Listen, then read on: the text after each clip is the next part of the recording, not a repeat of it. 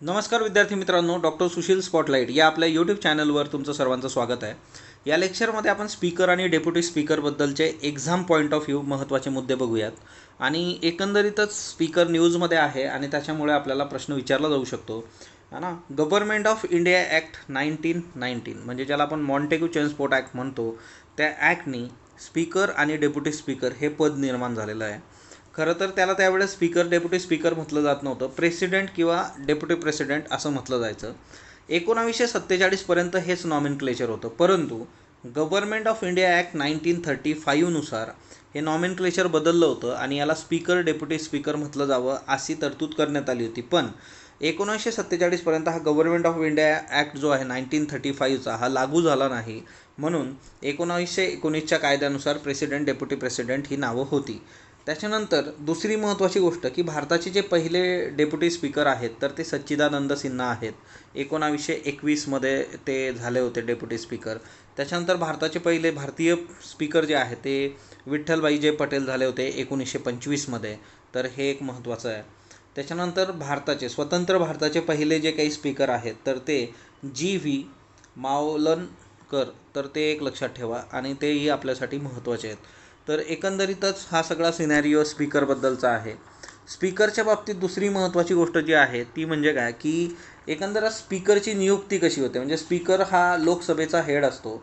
लोकसभेचा head किंवा लोकसभेच्या प्रत्येक याला जे आहे तर ते प्रेसिडिंग ऑफिसर्स असतात आणि याच्यामध्ये लोकसभेच्या बाबतीत हेड ऑफ लोकसभा जे आहे तर तो स्पीकर आहे. आता खरं तर स्पीकरची नियुक्ती कशी होते तर ती लोकसभेचे सदस्य जे असतात निवडून आलेले तर ते त्यांच्यामधून एका व्यक्तीची निवड करतात. आणि ह्या सगळ्या याच्यामध्ये सगळ्यात बेसिक जे आहेत की स्पीकर प्रोटेम नावाची गोष्ट, म्हणजेच एखादी लोकसभा आहे म्हणजे मागची जी लोकसभा आहे 2014 ते 2019ची जी लोकसभा आहे तर या काळातले स्पीकर जे आहेत ते लगेच कार्यकाळ संपल्यानंतर हा ना रिझाईन करत नाहीत, तर ते कंटिन्यू होतात. आणि कधीपर्यंत कंटिन्यू होतात की 2019च्या लोकसभेचं जे फर्स्ट सेशन असेल तर त्या फर्स्ट सेशनपर्यंत ते असतात. या फर्स्ट सेशनमध्ये मग त्याच्यानंतर काय केलं जातं की एक प्रोटेम स्पीकरची नियुक्ती केली जाते. आता हा प्रोटेम स्पीकर काय असतो. प्रोटेम स्पीकर म्हणजे की जे काही पुढचा स्पीकर आपल्याला निवडायचा आहे आणि जे काही सदस्य झालेले आहेत त्यांना शपथ द्यायची आहे तर त्या केसमध्ये प्रोटेम स्पीकर हा काम करत असतो. आणि सगळ्यात महत्त्वाची गोष्ट जी असते की नवीन इलेक्ट लोकसभामधून नवीनली लोकसभा आलेली आहे, समजा 2019चा विचार तुम्ही केला तर त्या केसमध्ये मोस्ट प्रॉब्ली असा एक प्रघात आहे की जो सिनियर मोस्ट असेल. ओके, म्हणजे सिनियर मोस्ट जी व्यक्ती असेल त्या सदनमध्ये तर त्या व्यक्तीला लोकसभेतली त्याला प्रोटेम स्पीकर बनवलं जातं. प्रोटेम स्पीकरला स्पीकरच्या सर्व पॉवर्स असतात, तर हे लक्षात ठेवा. आणि त्याच्यानंतर दुसरी महत्त्वाची गोष्ट जी आहे की याच्यामध्ये काय केलं जातं की प्रोटेमचं काम काय असतं की नवीन मेंबरला जे आहे ओथ द्यायची. सो नवीन मेंबर जे आहेत त्यांना ओथ द्यायची. आणि दुसरी महत्त्वाची गोष्ट की नवीन जो स्पीकर असेल त्याला इलेक्ट करण्यासाठीची प्रोसिजर सुरू करायची, ती व्यक्ती इलेक्ट होते. ओके, आणि नवीन स्पीकर आल्यानंतर मग त्याच्याकरता प्रोटेम स्पीकर जे असतात ते स्वतःचं पद रिक्त करून देतात. तर अशा पद्धतीने हे सगळं होत असतं. स्पीकरची जी काही इलेक्शन होणार आहे त्या स्पीकरच्या इलेक्शनसाठी डेट जी असते ती डेट प्रेसिडेंट ठरवत असतो. तर हे लक्षात ठेवा, डेट जी असणार आहे इलेक्शनची स्पीकरची, सो प्रेसिडेंट ही डेट ठरवतो. आणि in case of deputy speaker ही डेट स्पीकर ठरवत असतो. तर ते पण एक लक्षात ठेवा. तर स्पीकर ही गोष्ट ठरवत असतो. तर हे फार महत्त्वाचं आहे आणि ह्या गोष्टी आपण टिपिकली विचारल्या जातात. सो स्पीकरच्या इलेक्शनची डेट प्रेसिडेंट आणि डेप्युटी स्पीकरच्या इलेक्शनची डेट स्पीकर ठरवत असतो.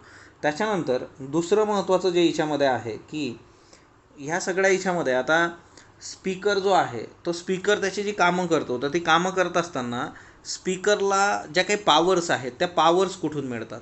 तर त्या पॉवरचे सोर्सेस तीन स्रोत आहेत ज्याच्यातून त्याला ऑथॉरिटी मिळते. एक कॉन्स्टिट्यूशन ऑफ इंडिया, भारताचं संविधान. Rule procedure and conduct business of Lok Sabha, तर लोकसभेचे जे काही रूल्स आहेत प्रोसिजर ज्या काही वेगवेगळ्या होत असतात त्या संबंधीचे त्याच्यातून. आणि पार्लमेंटरी कन्व्हेन्शन म्हणजे संसदेचे जे काही वेगवेगळे प्रघात कन्व्हेन्शन्स असतात त्याच्यानुसार. सो हे 3 सोर्स आहेत ज्याच्यामधून स्पीकरला पॉवर मिळत असते. तर ते 3 सोर्सेस लक्षात ठेवा. दुसरी महत्त्वाची गोष्ट जी आहे ह्या सगळ्या याच्यामध्ये की स्पीकरच्या ॲक्च्युअल पॉवर्स ज्या काही आहेत तर त्या काय काय आहेत, म्हणजे स्पीकरच्या बाबतीत आपण जे काही बघतो तर त्या महत्त्वाच्या बाबी कुठल्या कुठल्या आहेत. एक सगळ्यात महत्त्वाची गोष्ट आहे स्पीकरच्या बाबतीत आपण जर लक्षात ठेवायचं झालं तर कास्टिंग ओट एक लक्षात ठेवायचं. कास्टिंग ओट काय असतं? आता कास्टिंग ओट म्हणजे काय की ज्यावेळेस एखाद्या गोष्टीवर लोकसभेमध्ये वोटिंग होत असेल तर स्पीकर जो आहे तर तो फर्स्ट याच्यात वोटिंग करू शकत नाही. म्हणजे फॉर एक्झाम्पल एखाद्या गोष्टीला आयदर यस आहे किंवा नो आहे तुम्हाला म्हणायचं आहे तर स्पीकर फर्स्ट टाईम वोट करू शकत नाही. ज्या वेळेस या यस नोमध्ये 50-50 झालं म्हणजे 50 मतं इकडं 50 मतं इकडं म्हणजे इक्विव्हॅलंट झाले तर त्यावेळेस स्पीकरकडे कास्टिंग वोट असतं आणि स्पीकर स्वतःचं वोट देऊ शकतं. तर ती एक महत्त्वाची गोष्ट आहे. जर हे इक्वल झालं नाही म्हणजे हे जर असं असलं की 56-44 तर या केसमध्ये निकाल ऑलरेडी लागला आहे तर इथं मग स्पीकर मतदान करणार नाही. सो कॉस्टिंग वोट आहे पहिल्यांदा करणार नाही. जर इक्वल झालं तर then and then only speaker मतदान करणार. तर हे एक महत्त्वाचं लक्षात ठेवा. त्याच्यानंतर दुसरी महत्त्वाची गोष्ट जी आहे स्पीकरच्या बाबतीमध्ये तर ती म्हणजे काय की स्पीकरच्या बाबतीमध्ये स्पीकर आणि चेअरमन तुम्ही जर असं कंपॅरिझन केलं की स्पीकर अँड चेअरमन कोण आहे तर तो राज्यसभेचा हेड आहे. तर त्याच्यामध्ये आणि लोकसभेच्या हेडमध्ये काय डिफरन्स असतो तर मेन दोन डिफरन्स आहेत. एक मनी बिल, एखादं बिल हे मनी बिल आहे किंवा नाही हे स्पीकर ठरवत असतो. आणि दुसरी महत्त्वाची गोष्ट की ज्या वेळेस जॉईंट सिटिंग होते तर जॉईंट सिटिंगचा जो अध्यक्ष असतो तो स्पीकर असतो. तर हेही लक्षात ठेवा. म्हणून एक गोष्ट एक क्लिअर असते किंवा जॉईंट सिटिंग जे आहे तर तिच्यामध्ये म्हणजे ज्या वेळेस एखादं बिल आहे आणि त्याच्यात डेडलॉक झाला तर त्यावेळेस राज्यसभा प्लस लोकसभा यांचं जॉईंट सिटिंग होतं.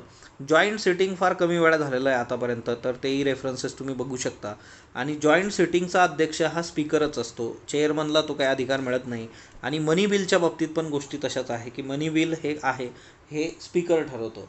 आणि ऑब्वियसली मनी बिल आहे तर तिच्यावर राज्यसभेला मग बोलता येत नाही आणि त्या सगळ्या गोष्टी ज्या आहेत तर स्पीकरला हे दोन महत्त्वाचे अधिकार इथं आहे.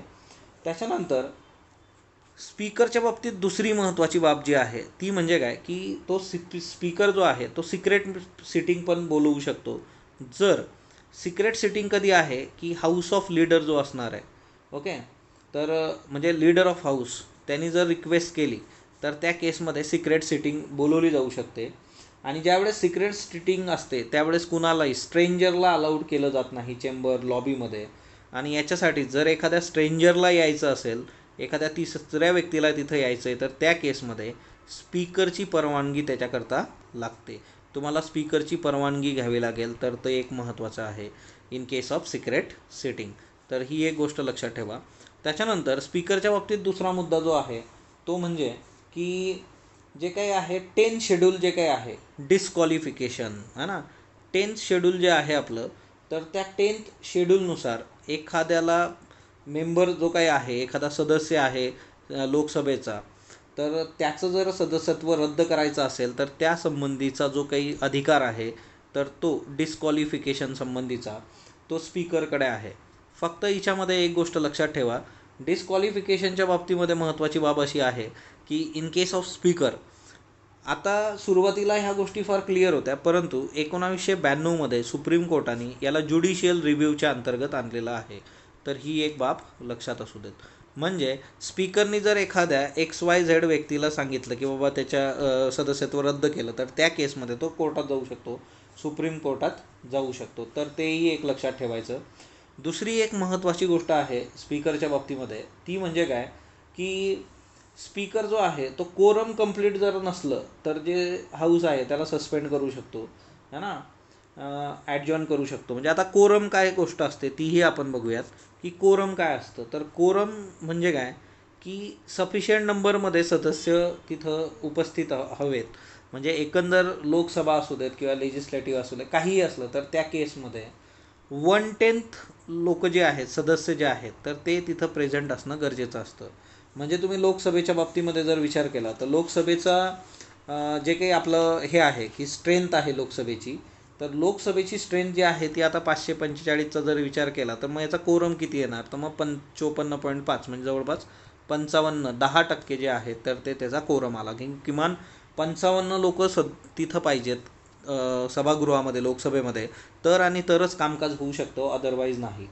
त्याच्यानंतर दुसरी महत्त्वाची गोष्ट जी आहे की इंडियन पार्लमेंटरी ग्रुप जो काय आहे, इंडियन पार्लियामेंटरी ग्रुप, त्याचा अध्यक्ष जो आहे तो स्पीकर असतो. तर हेही एक लक्षात ठेवा. आता इंडियन पार्लमेंटरी ग्रुपचा हेड जो आहे की आणि तो एक्स ऑफिशियल चेअरमन असतो, म्हणजे जो स्पीकर असेल तोच याचा चेअरमन असणार आहे.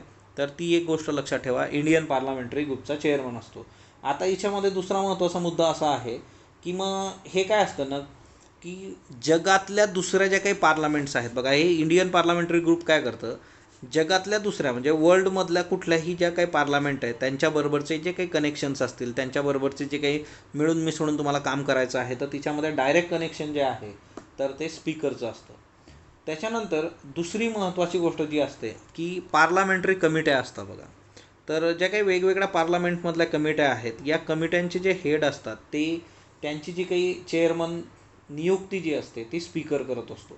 लोकसभेमधल्या ज्या काही कमिट्या आहेत, पार्लमेंटरी कमिटी, त्यांचे जे चेअरमन आहेत त्यांची नियुक्ती जी आहे ते स्पीकर करतो. ओके, चेअरमनची अपॉइंटमेंट जी आहे ती स्पीकर करणार. दुसरा महत्त्वाचा मुद्दा याच्यातला असा आहे, तो म्हणजे काय की स्पीकर हा स्वतः 3 महत्त्वाच्या कमिट्या आहेत ज्याचा अध्यक्ष असतो. सगळ्यात पहिली committee business advisory committee. Okay, so ही एक महत्त्वाची कमिटी आहे, बिझनेस ॲडवायझरी कमिटी. ही कशाशी संबंधित काम करते, तर ही जी कमिटी आहे ही कमिटी डे टू डे लाईफमधलं दैनंदिन जो कारभार चालतो सगळा त्याच्याशी संबंधित आहे. So business advisory committee. दुसरी जी आहे रूल्स कमिटी. ओके, म्हणजे जे काही वेगवेगळे नियम बनतात तर त्याच्यास पण अध्यक्ष जे आहेत ते स्पीकर आहेत. 3 नंबर तिसरी जी आहे जनरल पर्पज कमिटी. तर जनरल पर्पज कमिटी जी आहे याचे सुद्धा अध्यक्ष स्पीकर असतात. सो MCQ करता या 3 कमिट्या लक्षात ठेवा, business advisory committee, rules committee, general purpose committee. Okay, तर ह्या 3 महत्त्वाच्या गोष्टी आहेत, तर ते एक लक्षात असू देत. आता सगळ्यात महत्त्वाची गोष्ट जी असते की हा जो स्पीकर आहे याला जे काही म्हणजे त्याचं जे कॉन्स्टिट्यूशनल सगळं हे आहे की पद आहे आणि त्याच्या संबंधित त्याला कुठल्या सिक्युरिटीज मिळतात. तर हिच्यामध्ये एक सगळ्यात महत्त्वाची गोष्ट असते की स्पीकरचा जो काही कंडक्ट आहे, म्हणजे स्पीकरने जे काही कंडक्ट केलेला आहे हाऊसमध्ये, त्याचं जे काही प्रोसिजरमधली कृती असेल त्याला तुम्ही डिस्कस करू शकत नाही. डिस्कस करण्यासाठी एकच कंडिशन आपला आहे, ती म्हणजे काय, सबस्टँटिव्ह मोशन. आता हे सबस्टँटिव्ह मोशन म्हणजे काय की removal of speaker. Okay, substantive motion म्हणजे जर तुम्हाला एकदाच तुम्ही चर्चा करू शकता स्पीकरच्या वागण्याबद्दल, कधी करू शकता, जर त्याला तुम्ही त्याच्या पदावरून काढून टाकणार असाल तेव्हा, त्या सबस्टँटिव्ह मोशनच्या वेळेस. ओके, आता पदावरून काढून टाकण्यासाठीची प्रोसिजर पण फार क्लिअर आहे की एकंदरच ॲब्सोल्यूट तुम्हाला हे लागतं की म्हणजे सगळ्यात महत्त्वाची गोष्ट जी आहे की majority of all the members of Lok Sabha. जर तुम्हाला काढून टाकायचं असेल तर याच्याकरता majority of all members. Okay, तर हे एक लक्षात ठेवा, इतकं सोपं नसतं स्पीकरला काढून टाकणं. आणि दुसरी महत्त्वाची गोष्ट की 14 days अगो तुम्हाला 14 दिवसांची त्याला नोटीस द्यावी लागते, तर तोही एक महत्त्वाचा मुद्दा आहे. त्याच्यानंतर दुसरी महत्त्वाची गोष्ट जी आहे इन केस ऑफ स्पीकर, तर स्पीकरच्याबद्दल जर तुम्हाला त्याला काढून टाकायचं असेल तर त्या केसमध्ये किमान 50 मेंबर्सनी तसं लिखित दिलं तर ती प्रोसेस सुरू होते. म्हणजे बघा याच्यातले नंबर्स लक्षात ठेवायचे झाले तर काय की 50 सदस्यांनी लोकसभेच्या दिलं की हा स्पीकर नको, तर त्या केसमध्ये ही प्रोसेस सुरू होणार आणि त्यातल्या त्यात पण 14 दिवस आधी तुम्हाला नोटीस द्यावी लागेल आणि त्याच्यानंतर मग तुम्ही ती चर्चा करून मेजॉरिटी ऑफ ऑल मेंबर, 100% मेंबरची मेजॉरिटी, आणि तिच्यामधून तुम्हाला या सगळ्या गोष्टी करता येतात. तर ती एक महत्त्वाची गोष्ट आहे. त्याच्यानंतर जी काही सॅलरी आहे आणि अलाउन्सेस आहेत तर ते कोण हे करतं, तर पार्लियामेंट जी काही आहे तर तिने ठरवलेलं आहे. सॅलरी जी काही असणार आहे म्हणजे जे काही सॅलरी मिळेल किंवा मग बाकीच्या गोष्टी अलाउन्सेस आहेत तर त्या सगळ्या गोष्टी ज्या आहेत त्या पार्लमेंट ठरवते. दुसरी मला महत्त्वाची गोष्ट जी आहे ह्या सगळ्या याच्यामध्ये ती म्हणजे काय की सॅलरी वगैरे सगळं ठीक आहे.